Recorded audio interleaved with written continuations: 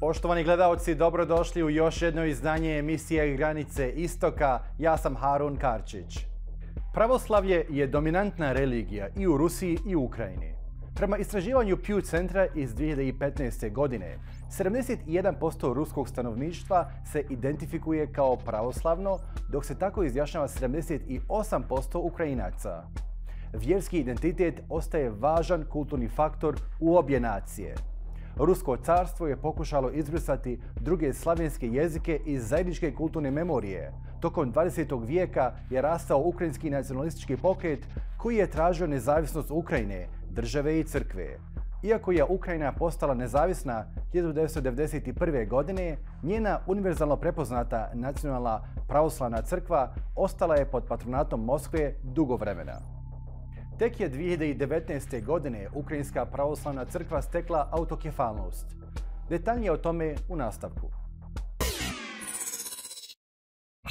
Idemo sada slikom do Washingtona gdje se nalazi Suzanne Loftus, profesorca na Državnom ratnom koledžu. Suzanne, hello and welcome to Al Jazeera. Now let me start by asking you, just how closely intertwined is the Russian Orthodox Church and the Kremlin, and to what extent does Putin depend on the ROC's blessing for personal legitimacy and to legitimize his political moves? Well, hello, and thanks very much for having me today. Yes, indeed, the Russian Orthodox Church is rather connected to the Kremlin.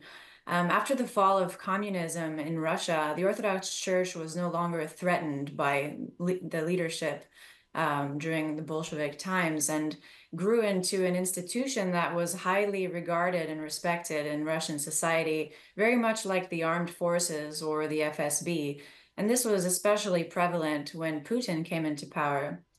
And the ROC, as I'll call the Russian Orthodox Church from here on out, is highly intertwined with symbolic politics that the Kremlin also engages in. And this can include, for example, domestically can serve as an as a memory actor, reinforcing Russia's role in history or mourning, let's say, victims of Stalinism. And then abroad, it can act as a symbolic political soft power force that legitimizes Russia's standing as a kind of conservative power, a holder of traditional values. The thing about the Russian Orthodox Church is that it has many parishes throughout the world, and actually the Moscow Patriarchate controls these parishes. So in fact, it's able to exert a lot of influence all over the world because of that. And since the church and the state are rather connected, the Russian politics also influences these parishes globally. And President Putin and Patriarch Kirill have a close relationship and tend to see eye to eye on things such as Russia being threatened by liberal values and the necessity to protect Russian civilization against these encroaching kind of threatening forces. In return, the church receives a lot of economic and financial benefits. Many of the bishops are generally well off. But I wouldn't say that the church is something that Putin depends on for legitimacy. It's more a tool, something that he has worked with in conjunction with while gaining legitimacy in other ways as well. In his first 2 terms in office, he gained legitimacy as a president because, the standard of living greatly improved during this time. And then also violence was reduced to a significant level. And then later on in his 3rd term, he started to kind of consolidate this post-Soviet Russian national identity that is based on these values of conservatism. And that's also especially when the church had a fundamental symbolic role to play along with that.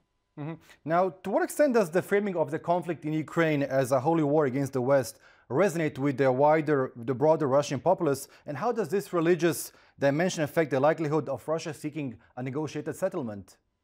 Well, see, the narrative of besieged fortress, if you've heard that term before, is very prevalent and successful in Russia. This can be defined as a portrayal of external threats to Russia's existence and civilization. So if you show that the West is a threat to Russia's existence and identity, then you can justify, let's say, increasing authoritarianism at home as a means to protect your society from the outside, and also increasingly aggressive behavior abroad. So an example here is the color revolutions in neighboring countries that took place in the 2000s. These were looked at through Putin and the elites in Russia as an effort on the Western powers side to inflict regime change in these countries. And they took that as a threat to Russia's internal stability, and therefore were able to justify increasing controls at home. In addition, the Russian annexation of Crimea in 2014 was also partially motivated by what the elite considered a Western effort to encourage regime change in Ukraine, so that Ukraine would eventually accede into NATO and EU as a successful democracy. And this was viewed as a direct threat. And subsequently, the annexation of Crimea was very popular, actually, as a move in Russia. So the portrayal of the West as an enemy to undermine Russian society is a very useful political tool to advance Putinist ideals. And especially because Russian society has been historically accustomed to being a great power and respects leaders who stand up to the West. And if you involve the church and religion in this, it adds to this kind of civilizational dimension, invoking feelings of pride and the necessity to act in defense of one's own identity and self-preservation. And then since the full-scale invasion of Ukraine in 2022, Russian society has turned even further away towards the West into a more conservative direction, and this can be seen in education programs in schools. So this would indicate that the elite in Russia views this move away from the West as a long-term pattern and a long-term move, and that does indeed raise the question about whether the West and Russia can achieve some kind of peaceful deal in Ukraine, because at this stage, unless Russia faces some type of defeat on some level, they're only going to try to seek a negotiation purely on their terms, which is not a negotiation at all. Now, your recent Keenan Institute report highlights the Kremlin's use of Eurasianism as a philosophical underpinning for its actions. How effectively does this ideology mask Russia's imperial ambitions under the guise of cultural preservation? And to what extent does this resonate with former Russian republics? Yes, well, I would say that Putin's cultural turn to conservatism that he led primarily was started in 2012 when he returned to the presidency, and maybe was partially motivated by the 2011 protests by the Russian population once they heard that, he was returning to power.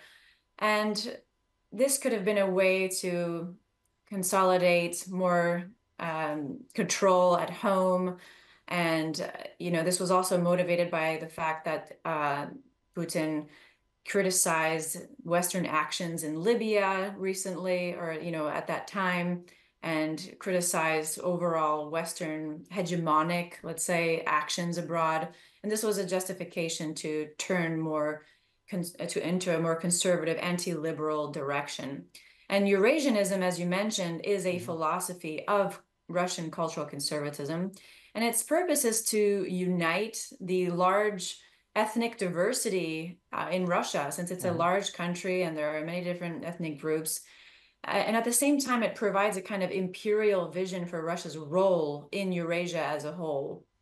The philosophy itself rejects Westernism, or the Western model of development and governance for Russia.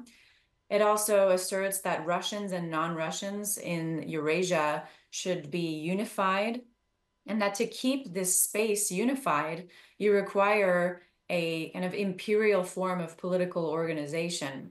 So it also uses cultural and civilizational arguments to explain contemporary political events.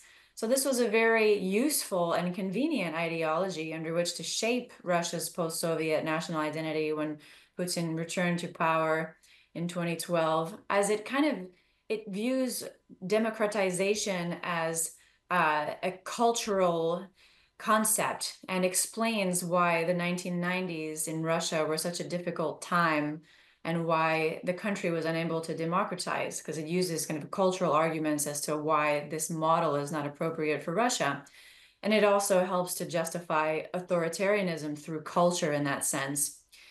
And, it's effective at masking these imperial ambitions, because actually, if you think about it, half the world now currently buys the Russian narrative that Russia has some kind of rights in Ukraine. So perhaps this philosophy makes sense to a lot of people, or just, the fact that Russian soft power and media is a powerful tool. And I would say that it's also useful and at convincing both, people within Eurasia and also in the West that it's true that perhaps democracy is not an appropriate form of governance for states with this particular history and, former, imperial style of rule. It works as a unifying force in Russia. I think it's quite successful in that sense, but probably has more mixed results in post-Soviet states, since we're seeing more and more that countries that used to be in the Soviet Union are increasingly seeking more independence from Moscow as they start to, assert their own national identity as being separate from that of Russia and as being separate from that of this kind of Eurasian combined identity. And where it is successful in Eurasia is probably just because of the comfort of the old narrative and long-held view towards their larger, stronger neighbor, and might be used as a justification of centralization of power within their own countries. And lastly, Russian media is quite prevalent all over the former Soviet states and Eurasia, and manages to kind of, push this narrative out quite successfully, as well as the Russian Orthodox Church parishes around the region. Now, would a Russian victory in Ukraine signal to former Soviet states that their future in Western institutions is untenable? And if so, how can the West credibly demonstrate its commitment to these states and provide a viable alternative to Russian hegemony?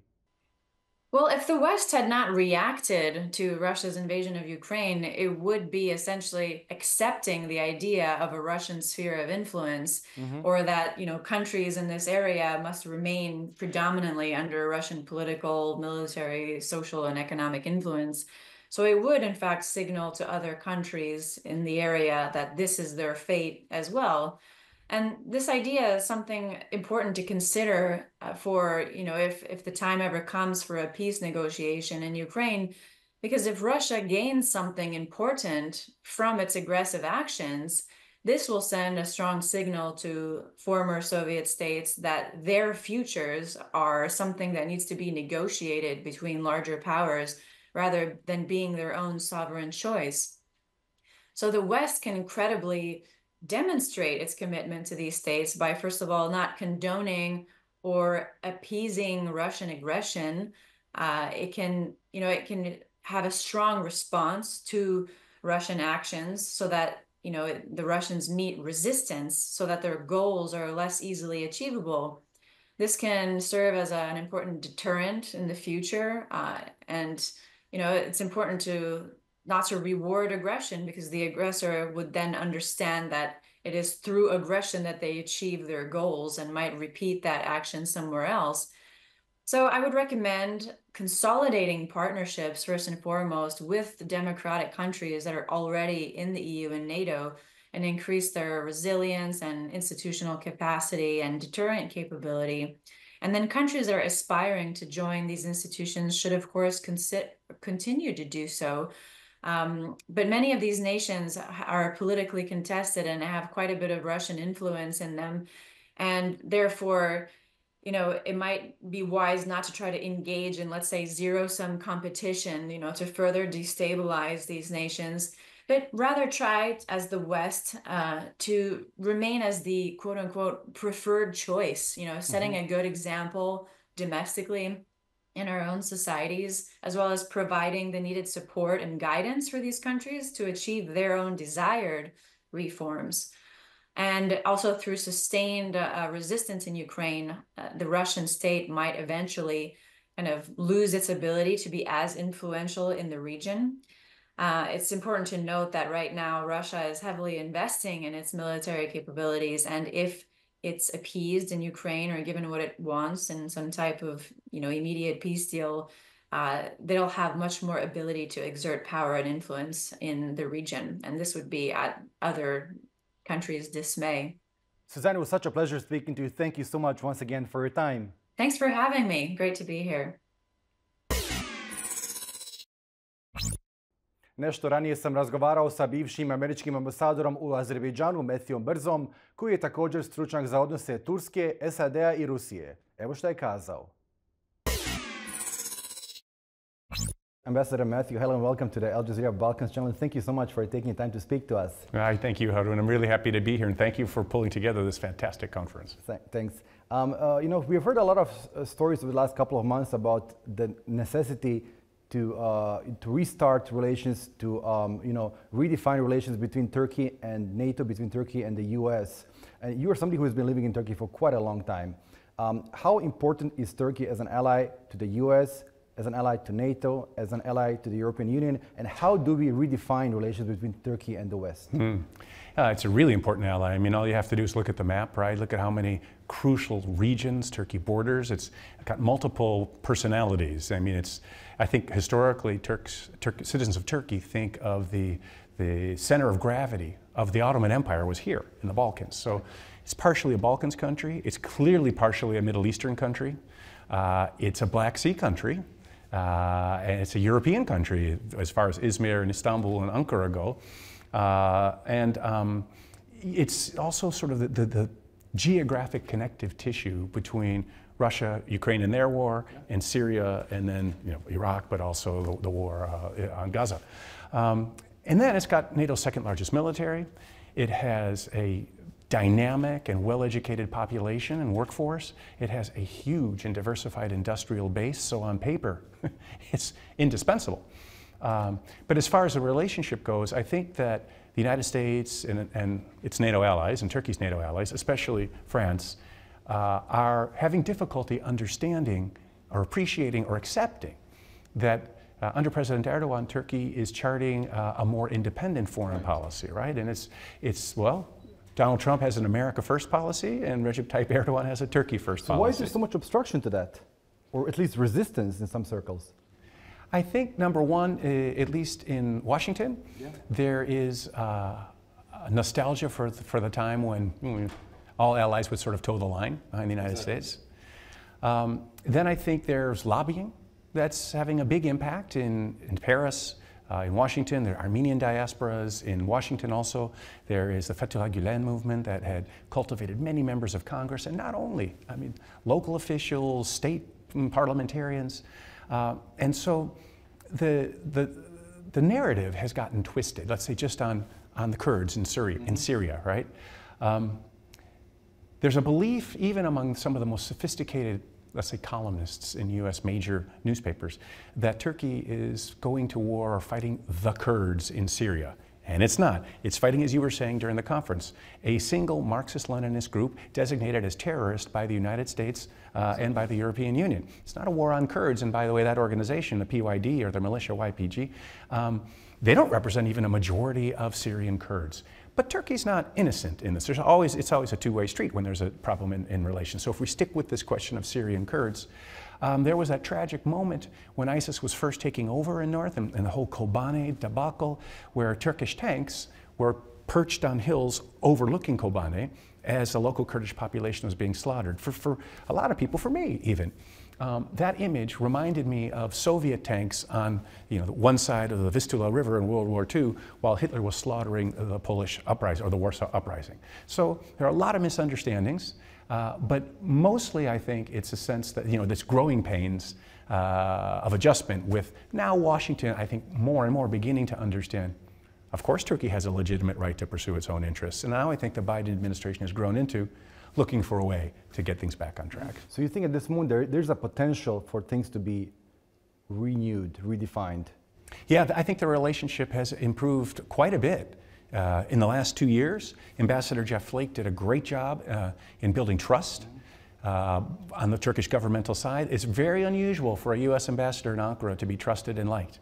And I think we also see that the whole question of the S-400 Russian air defense system purchased by Turkey, which led to the U.S. Kicking Turkey out of the F-35 program, that was a really open wound in the relationship. Yeah. But now Washington made an offer, essentially to get beyond that.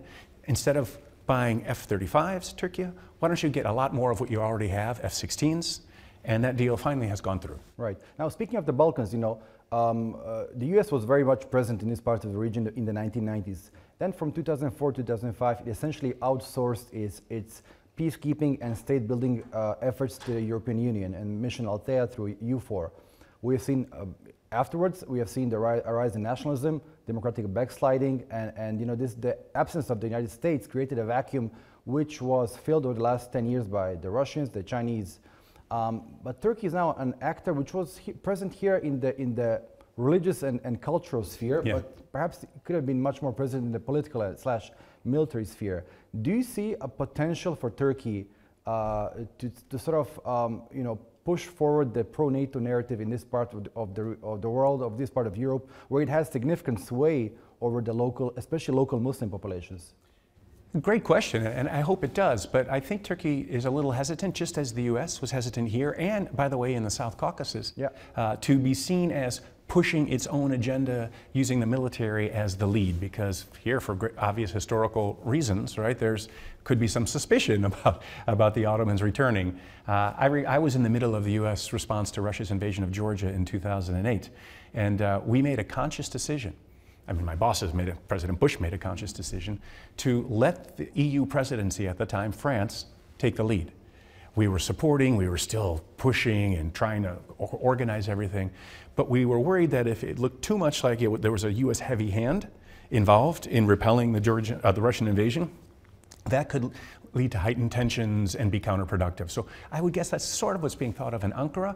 Now, as a businessman, I would like to see a lot more Turkish investment here in Bosnia-Herzegovina. Right, Ambassador, it was a pleasure speaking to you. Thank you so much once again for your time. Thank you, Harun. It was an honor.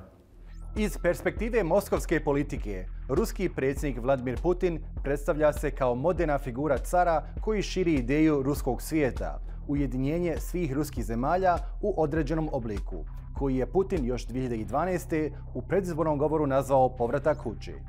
Rusija se u toj politici smatra hegemonom bivših sovjetskih republika, pa tako i Ukrajine, a crkva jedno od uporišta.